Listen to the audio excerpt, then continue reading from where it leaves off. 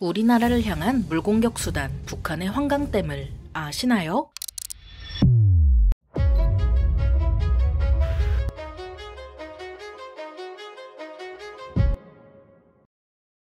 안녕하세요. 지식스토리입니다. 이번에는 캄보디아 사태로 묻혀버린 물공격, 북한의 환강댐에 대해 알아볼 텐데요. 지난 10월 20일 임진강 최북단 구역인 경기 연천군의 필승교 수위가 핵낙객 대피 기준을 넘었습니다. 최근 수차례 진행된 북한의 환강댐 방류로 인한 수위 상승이 그 원인으로 밝혀졌는데요. 위성 영상 분석 등을 토대로 당국이 설명한 바에 따르면 북한이 10월 19일 오후 3시경 환강댐에서 물을 방류한 것으로 보인다고 했죠. 북한이 도발하는 것으로도 보이지만 북한 쪽에 10월 10일부터 비가 계속 내리고 17일과 18일에도 비가 계속 내린 것을 고려하면 홍수 조절 용량 확보 차원에서 환강댐을 비운 것으로 보이기도 합니다. 이런 일이 자주 벌어지는 탓에 정부는 임진강 유역을 필승교 수위에 따라 4단계로 나눠 관리하고 있습니다. 필승교 수위가 1m를 넘어서면 하천 핵낙객 대피, 2m면 비용수기 인명 대피, 7.5m면 위기 대응 관심 단계, 12m면 위기 대응 주의 단계가 발령되는데요. 필승교 수위는 10월 19일 저녁 7시 전후로 하천 핵낙객 대피 기준인 1m를 넘었죠. 앞서 북한은 지난 11일에도 환강댐 물을 내보내 10월 12일 오후 필승교 수위가 1.99m까지 올라갔습니다. 10월 14일 밤 11시에도 기준치 아래였던 수위가 서서히 올라 다음날 아침 8시에 1.45m 수준을 기록했습니다. 하지만 북한 쪽은 방류를 사전에 알리지 않았는데 2009년 9월 북한이 통보하지 않고 환강댐에서 물을 내보내면서 임진강 하류에서 인명피해가 발생한 전적이 있는데요. 남측 임진강 상류의 군남댐 준공 전인 2009년 9월 6일 환강댐 방류로 연천 임진강변에서 야영객 6명이 숨진 것이었죠. 이에 남북은 2009년 10월 14일 임진강 수해 방지 남북 실무 접촉에서 북한이 댐 방류 시 사전 통보하기로 합의했습니다. 이 합의는 2010년까지 지켜지다가 이후 북한은 2010년 2차례, 2013년 1차례 통보한 것을 마지막으로 합의를 이행하지 않고 있는데요. 그래서 그동안 환강댐의 예고 없는 방류로 인한 피해가 작지 않았고 군남댐 준공 이후에도 연천과 파주 임진강 일대에서 주택 농경지 침수, 어선 및 어구 유실 등의 피해가 이어졌습니다. 정부는 매년 사전 통보를 요구하고 있지만 북한은 이에 응하지 않고 있죠. 그렇다면 이런 북한의 환강댐은 대체 언제부터 이런 것일까요? 지금으로부터 10여 년 전 건설된 환강댐은 총 저수량 3억 5,500만 톤의 규모를 자랑하는 북한의 수공수단입니다. 이런 환강댐은 수공을 막기 위해 건설된 남측 군남댐과 불과 56.2km밖에 떨어져 있지 않아서 환강댐에서 초당 500톤의 물을 내보내면 남측 임진강 최북단 필승교까지 고작 9시간 정도면 도달하는데요. 그래서 북한이 군남댐 상황을 봐가며 방류하거나 방류하는 것을 미리 통보해줘야 위험을 줄일 수 있지만 정은이가 우두머리인 북한이 그럴 리가 없죠. 정부는 북한이 임진강 상류의 환강댐을 지난 6월 25일과 7월 18일 등 두 차례 방류한 것으로 파악했다고 밝히기도 했습니다. 북한은 두 차례 모두 방류 사실을 우리 측에 사전에 통보하지 않았지만 다행히 방류량이 많지 않아 별다른 피해는 없었습니다. 이렇듯 북한이 사전 통보 없이 환강댐을 방류하면서 앞으로 경기도 연천과 파주 일대에 피해가 생기지 않을까 걱정되는데요. 그래서 우리나라는 북한 수공 작전에 늘 대비할 수밖에 없죠. 북한에서도 1980년대 말부터 임남댐, 즉 금강산 발전소의 건설은 서울 수공작전, 서울 물바다 전략이란 정치 강연을 대놓고 할 정도니 말 다 했습니다. 그러니까 폭우로 인해 임진강 한강 수위가 최절정에 달했을 때 강화도 인근의 서해만조 시기에 맞춰 금강산 발전소 제방을 활짝 열게 되면 서울이 그대로 물에 잠긴다는 것이었습니다. 북한은 금강산 발전소가 강원도와 군사분계선 인근 전력 공급이 목적인 것처럼 시치미를 떼고 있지만 평범한 주민들도 그 진짜 의도를 모를 수가 없죠. 그래서 우리나라도 금강산 발전소의 수공을 방어한다는 명분으로 화천의 평화의 댐을 건설했습니다. 평화의 댐은 1986년 10월에 착공해 1988년 5월에 1단계 공사가 완료되었으며 2002년 9월에 2단계 공사를 착공해서 2005년 10월 완공됐습니다. 당시 88년 서울 올림픽을 앞둔 상황에서 언론사들은 서울 물바다론을 집중 보도했고 이에 평화의 댐을 건설하기 위한 국민 모금운동이 벌어졌는데요. 1988년 6월 정부에 전달된 성금 총액은 무려 600억 661억 원으로 이 중 639억 원이 평화의 댐 건설에 투입됐고 약 22억 원은 사용되지 않은 채 남았지만 중간에 이자가 붙어 잔액이 90억 원에 이르렀죠. 하지만 평화의 댐이 완공된 당시까지도 금강산 발전소는 사실상 공사에 들어가지 않은 상태였는데요. 그렇다 보니 북한의 댐 건설 계획 자체의 유무와 관련 정보들의 신뢰성 여부에 대해서까지 광범한 의혹이 제기될 수밖에 없었습니다. 결국 1993년 3개월간의 감사원 감사 끝에 북한의 금강산 댐이 남한에 수공을 가하면 서울이 순식간에 물바다가 되고 만다는 주장은 금강산 댐의 수공 위험을 3배에서 8배 과장한 것이었고 당시 불안한 전국을 전환하기 위한 분위기 조성용이었다는 사실이 밝혀졌습니다. 이렇게 북한의 물바다 전략이 밝혀진 이상 우리가 예의주시하고 있는 상황에서 무턱대고 수공을 강행하는 것은 미련하다는 것을 눈치는 좋은 북한도 모를 리 없습니다. 그래서 당분간은 우리 정부가 얼만큼 대비하고 있는지 알아보기 위해 수위조절 방류인 것처럼 몇 번은 조금씩 흘려보내는 식으로 되지도 않는 도발을 반복할 수도 있겠는데요. 하지만 북한의 환강댐 방류는 북한에서 시작해 전방지역에 도달한다는 점에서 단순한 수해로 끝나지 않죠. 6.25 전쟁부터 오늘날까지 남북은 서로 대치하며 먹지도 쉬지도 요구하지도 않는 완벽한 병사인 지뢰를 최전방에 도배해놨습니다. 그래서 우리 군은 북한이나 전방지역에서 유실된 지뢰가 강변 순찰로나 선착장 등으로 유입되는 상황을 막고자 유실된 지뢰가 도달할 가능성이 높은 지역을 찾아 수시로 탐색 작전을 벌이고 있습니다. 우리 군은 특히 전방지역 강이나 하천 등이 위험하며 의심가는 물체가 있다면 가까운 군부대로 신고하길 바란다고 당부하기도 했습니다. 경기도를 포함한 전방에서는 북한에서 떠내려오는 목함지뢰나 비무장지대에 매설됐다가 포구 등으로 흘러나온 M14 대인지뢰 등 유실지뢰로 사고가 빈번한데요. 유실지뢰는 물이 불어나면 떠내려오거나 만조기에 바닷물이 밀려 돌틈이나 나무 사이에 끼었다가 물이 빠지면 그대로 남게 되기도 하죠. 2022년 7월 강원도 철원에서는 수해 복구 중 지뢰 폭발 사고로 굴착기 기사인 50대 남성이 숨지는 사고가 발생했습니다. 2021년 11월에는 김포에서 수색 정찰 임무를 수행 중이던 육군 간부 한 명이 유실지뢰로 추정되는 물체의 폭발로 발목을 심하게 다치는 사고가 발생했습니다. 2021년 6월에는 남사르 습지인 경기 고양시 한강 하구 장항 습지에서 지뢰 폭발로 50대 남성이 발목을 절단해야 했는데요. 사고 지점은 원래 민간인 출입 통제 지역이었지만